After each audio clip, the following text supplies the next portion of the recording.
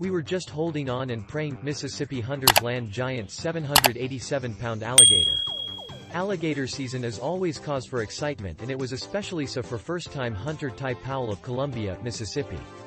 What he didn't know is he and friends would tangle with almost 800 pounds of apex predator. We were on the Yazoo River north of Redwood, Powell said. We probably saw 15 or 20 on the way up, but we had that spot marked and were headed there. It was an alligator fellow hunters Kent Britton, Adam Steen and Bubba Steen had located earlier. We had known about this alligator a month before, Britton said. We had him pinned on our phones along with another alligator. Britton and his crew went after the other alligator on Friday night because they felt it was the larger of the two and were able to get him in their boat. And it was a big gator. It measured 12 feet, 8 inches and weighed over 500 pounds. On Saturday night, the trio joined Powell and Eli Frierson to try to find the gator they felt was not as large. Unfortunately, when they arrived at the marked spot, the gator didn't seem to be around. There were 3 sets of eyes visible in the area, but all of them belonged to small gators. He's one lucky alligator hunter. Had the gator disappeared? Had someone already caught him? Powell is too lucky for that.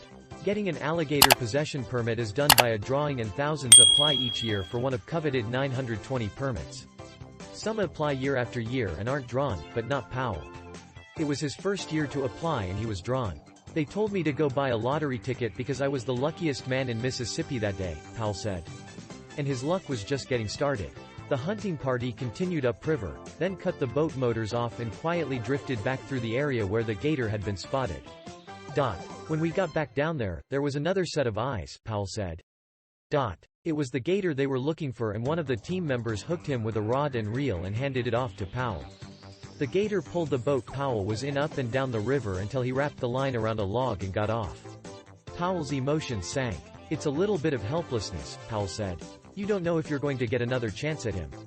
When you feel that line loosen up real quick, it's an oh, no feeling. Even big gators make mistakes. Bubba Steen still felt confident about the situation. That's happened to me before, Steen said. About 4 or 5 years ago, me and Eli were on the river and had one. He got off 6 times. We stayed after him all night. We've had them get away before, but usually if you just stay after them and eventually he'll make a mistake. I said, let's stay after him and we'll get him. And they did. He popped up about 30 to 40 yards between us, Britton said. Me and Eli hooked him at the same time from 2 different vessels. As soon as I hooked him, we got the boats together and I passed my pole to Ty so they could fight him from the same boat. He popped up 20 minutes later and I got another line on him. Fight takes toll on gator and hunters. With 3 lines on the gator, it would seem to be a sure bet he was as good as caught, but the strain of the alligator dragging the boat up and down the river began to take its toll on their gear. We had one guy with a broke rod, me with a broke reel and one good rod on him, Powell said. We were just holding on and praying at that point. About 3 hours had elapsed since the hunters initially hooked the alligator and he was beginning to tire. The hunters got a handline on him and were able to bring him to the side of the boat, secure and dispatch him. However, the fight wasn't over. Just to get him from the side of the boat into the boat took all 5 of us about 30 minutes, Powell said. I think we floated a mile or 2 down the river trying to catch our breath after that. With the gator in the boat, the hunters realized it was much larger than the 12-foot, 8-inch alligator Britton and Bubba and Adam Steen had caught the previous night, but they didn't know how much bigger until they took it to an alligator that could have been longer.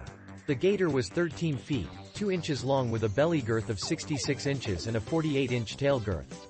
On the scale, he hit 787 pounds. We were all in shock, Powell said. He was also missing part of his tail. I know 13-2 is huge, but at one time he was bigger than that. At the same time, Britton realized how much he and Bubba and the Steens had misjudged the sizes of the 2 alligators.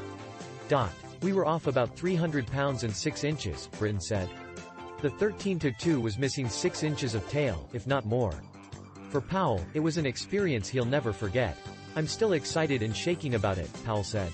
This is the first time I've put in for alligator tags or even thought about it and something happens like this. It was the hunt of a lifetime. These 4 guys that were with me, I can't thank them enough for helping me get that gator. I really need to go buy that lottery ticket. But what does one do with almost 800 pounds of muscle, teeth and hide?